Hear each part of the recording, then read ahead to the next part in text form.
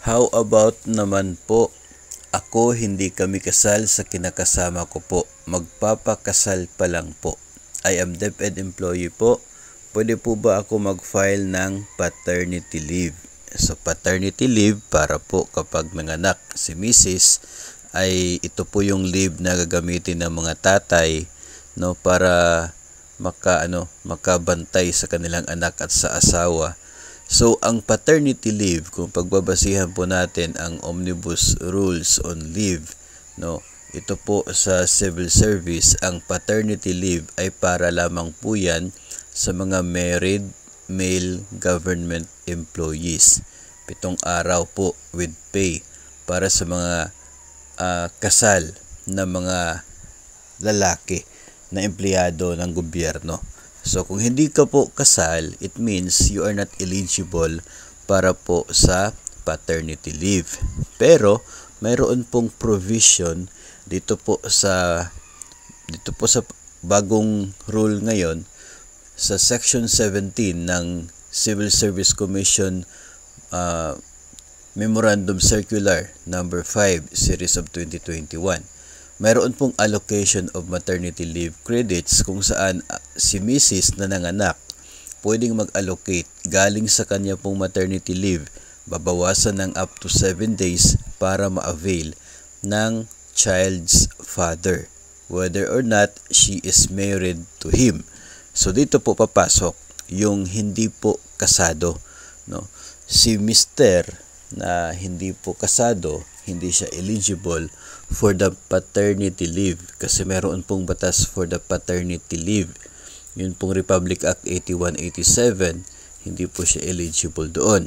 Pero dito po sa bagong batas ng 105 days na maternity leave, mayroong provision, yung Memorandum Circular ng Civil Service na pwedeng mag-allocate. Meaning, babawasan yung maternity leave ni Mrs. na nanganak ng up to 7 days.